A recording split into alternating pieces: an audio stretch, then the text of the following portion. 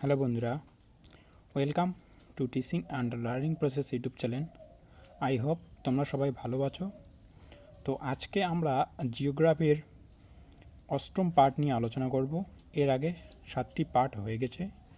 খুবই most important সব প্রশ্ন নিয়ে আমি আলোচনা করেছিলাম। তো আজকে তাদের থেকেও বেশি ইম্পর্টেন্ট প্রশ্নগুলো নিয়ে আজকে আমি তোমাদের সামনে আলোচনা করব। তো চলুন শুরু করছি আজকের পার্ট জিওগ্রাফির। তো বন্ধুরা, তোমাদেরকে বলে রাখি যে আপকামিং বিভিন্ন এক্সামের জন্য তোমাদের WBCS, PSC, WBP, Kolkata police, তোমাদের যতগুলো এক্সাম আছে সব এক্সামের জন্য এই সেটটি খুবই ইম্পর্টেন্ট। এখানে আমি ইম্পর্টেন্ট প্রশ্নগুলো তোমাদের সামনে উপস্থাপন করেছি। তো তোমরা এগুলো মুখস্থ করে রাখবে। তো চলুন শুরু করছি। তো প্রথম প্রশ্ন, কোন দ্রাঘিমা রেখা ভারতের প্রমাণ সময়কে নির্দেশ করেছে? অর্থাৎ ইন্ডিয়ান স্ট্যান্ডার্ড টাইম যে আছে, ভারতীয় প্রমাণ সময়, সেটি কত ডিগ্রি দ্রাঘিমা রেখাকে নির্দেশ করে? এটি উত্তর হয়ে যাবে 82.5 ডিগ্রি পূর্ব দ্রাঘিমা রেখাকে। ঠিক আছে।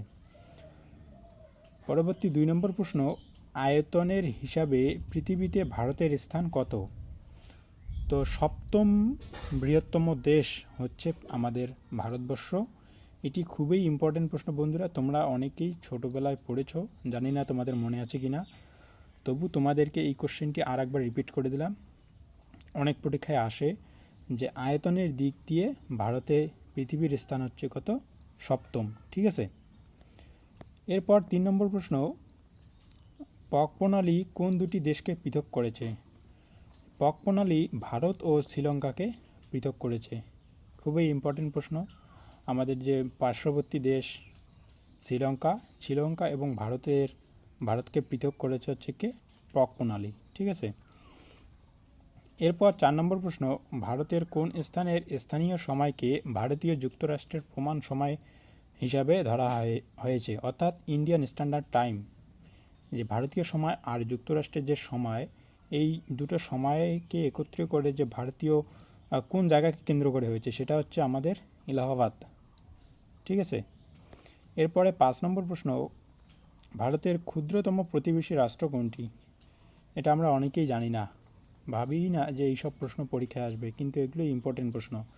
যে ভারতের ক্ষুদ্রতম প্রতিবেশী রাষ্ট্র হচ্ছে মালদ্বীপ। মালদ্বীপ কিন্তু দ্বীপ না বন্ধুরা, তোমাদেরকে বলে রাখি যে এটি একটি রাষ্ট্র। ঠিক আছে, দ্বীপ রাষ্ট্র মালদ্বীপ। তারপর 6 নম্বর প্রশ্ন, ভারতের বৃহত্তম প্রতিবেশী রাষ্ট্র কোনটি? সবচেয়ে বড় প্রতিবেশী রাষ্ট্র কে? চীন। এটা আমরা সবাই জানি। এরপর 7 নম্বর প্রশ্ন, জনবসতির বিচারে পৃথিবীতে ভারতের স্থান কত? জনবসতি অর্থাৎ কি? জনঘনত্ব, আমাদের যে ভারতবর্ষে যে প্রতি বর্গ কিলোমিটারে যে লোক বসবাস করে, সেই জনবসতির নিরিখে ভারতের স্থান হচ্ছে কি? দ্বিতীয়। ঠিক আছে। 8 নম্বর প্রশ্ন, বন্ধুরা, যে ভাষার ভিত্তিতে রাজ্য পুনর্গঠন কোন বছর হয়েছিল? খুবই ইম্পর্টেন্ট প্রশ্ন, 1956 সাল। তোমরা এটাকে নোট করে রাখো বন্ধুরা, তোমাদেরকে বলে দিচ্ছি এটি মোস্ট ইম্পর্টেন্ট প্রশ্ন। যেগুলো ইম্পর্টেন্ট প্রশ্ন আমি তোমাদেরকে বলে দিচ্ছি, তার সাথে সাথে আরও যে ইম্পর্টেন্ট প্রশ্নগুলো আছে সেগুলো আমি তোমাদের সাথে আলোচনা করতেছি। ঠিক আছে। এরপর 9 নম্বর প্রশ্ন, কোন রাজ্যকে ভাগ করে গুজরাট ও মহারাষ্ট্র এই দুই রাজ্য সৃষ্টি করা হয়? কোন রাজ্যকে ভাগ করা হয়েছিল? এটা হচ্ছে বোম্বাই। ঠিক আছে। তো বোম্বাই রাজ্যকে ডিভাইড করে আমাদের গুজরাট ও মহারাষ্ট্র এই দুটি রাজ্যের সৃষ্টি করা হয়েছে। এই দুটি রাজ্যকে 1966 খ্রিস্টাব্দে পাঞ্জাবকে ভাগ করে কোন দুটি রাজ্যের সৃষ্টি করা হয়? ঠিক আছে বন্ধুরা, একই প্রশ্ন, সেম প্রশ্ন, কিন্তু রাজ্যের নাম আলাদা। ঠিক আছে। 1966 খ্রিস্টাব্দে পাঞ্জাবকে ভাগ করে যে দুটি রাষ্ট্রের সৃষ্টি হয়, যে দুটি রাজ্যের সৃষ্টি হয়, সেটি হলো একটি পাঞ্জাব আর একটি হচ্ছে হরিয়ানা। তোমাদের 10 নম্বর প্রশ্ন খুবই ইম্পর্টেন্ট, তার সাথে 9 নম্বর প্রশ্নটি খুবই ইম্পর্টেন্ট। তোমরা এই দুটো প্রশ্নকে মনে রাখো।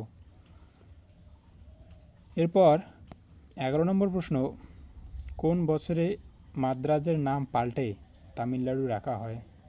তো আমরা ইতিহাসের পাতায় পড়েছি মাদ্রাজ, অনেকেই জানি না মাদ্রাজ কোথায়। তো সেই মাদ্রাজের নাম পাল্টে বর্তমানে তামিলনাড়ু করা হয়েছে, ঠিক আছে। সেটা কত সালে? 1969 সালের 14ই জানুয়ারি, ঠিক আছে বন্ধুরা, 1969 সালের 14ই জানুয়ারি। এরপর 12 নম্বর প্রশ্ন, কর্ণাটকের পূর্বের নাম কি ছিল? কর্ণাটকের পূর্বের নাম ছিল মহীশূর। আমরা ইতিহাসের পাতায় এই নামগুলো পাবো, তোমরা সবাই জানো যে মাদ্রাজ, মহীশূর, ঠিক আছে। তো এই মহীশূরের বর্তমান নাম হচ্ছে কি? কর্ণাটক, ঠিক আছে। 13 নম্বর প্রশ্ন, সিকিম কোন ভারতের অঙ্গরাজ্যে পরিণত হয়? 1975 সালে, ঠিক আছে।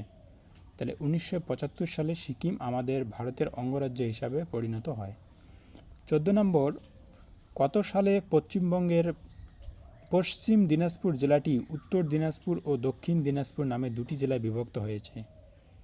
খুবই ইম্পর্টেন্ট প্রশ্ন, আমাদের ডাব্লিউবিপি, পিএসসি, ক্যালকাটা পুলিশের জন্য খুবই একটি ইম্পর্টেন্ট প্রশ্ন।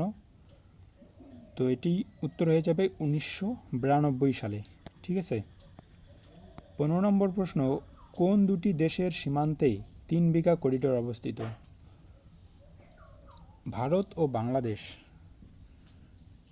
ভারত ও বাংলাদেশের মধ্যে 3 বিঘা করিডোর অবস্থিত। এটি আমাদের উত্তরবঙ্গের মেখলিগঞ্জ এলাকার পার্শ্ববর্তী অঞ্চলে অবস্থিত, তোমরা অনেকেই জানো। তো চলে যাচ্ছি পরবর্তী প্রশ্নে। ভারতের কেন্দ্রশাসিত রাজ্যগুলির মধ্যে বৃহত্তম কোনটি? অর্থাৎ আমাদের কেন্দ্র সরাসরি যে রাজ্যগুলিকে নিয়ন্ত্রণ করে তার মধ্যে সবচেয়ে বৃহত্তম হচ্ছে আন্দামান ও নিকোবর দ্বীপপুঞ্জ, ঠিক আছে। এর পরবর্তী প্রশ্ন, ভারতের কেন্দ্রশাসিত রাজ্যগুলির মধ্যে ক্ষুদ্রতম কোনটি? তাহলে বৃহত্তম হলো আন্দামান আর নিকোবর দ্বীপপুঞ্জ, আর ক্ষুদ্রতম হচ্ছে কি? লাক্ষাদ্বীপ। 18 নম্বর, ভারতের সবচেয়ে কম জনসংখ্যা বিশিষ্ট রাজ্য কোনটি? এটি হয়ে যাবে উত্তর সিকিম। খুবই ইম্পর্টেন্ট প্রশ্ন, মোস্ট ইম্পর্টেন্ট ভিআইপি, ঠিক আছে, তোমরা এটাকে নোট করে রাখবে। এর পরবর্তী 19 নম্বর প্রশ্ন, ভারতের সবচেয়ে বেশি জনঘনত্ব বিশিষ্ট রাজ্য কোনটি? 2011 সালের আদমশুমারি রিপোর্ট অনুযায়ী ভারতের বেশি জনঘনত্বপূর্ণ রাজ্যটি হচ্ছে কি? বিহার। এরপর ভারতের সবচেয়ে কম জনঘনত্ব বিশিষ্ট রাজ্য কোনটি? অরুণাচল প্রদেশ। এটাও কিন্তু 2011 সালে আদমশুমারি রিপোর্ট অনুযায়ী, ঠিক আছে। তাহলে সবচেয়ে বেশি হচ্ছে বিহারে আর সবচেয়ে কম হচ্ছে কি? অরুণাচল প্রদেশে।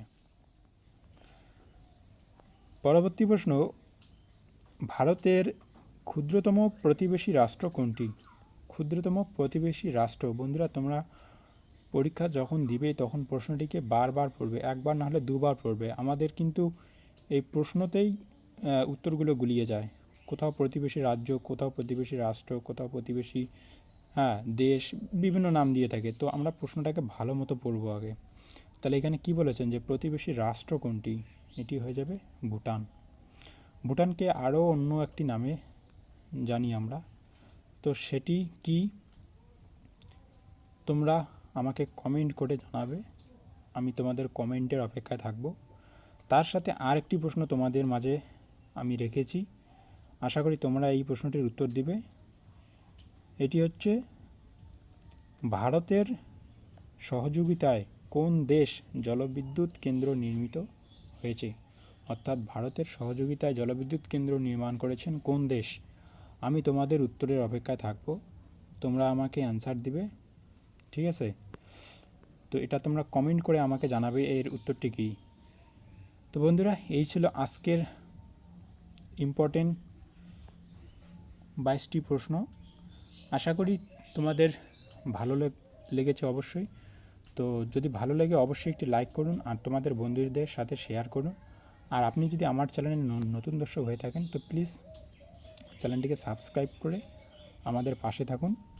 Thank you for your watching. Welcome.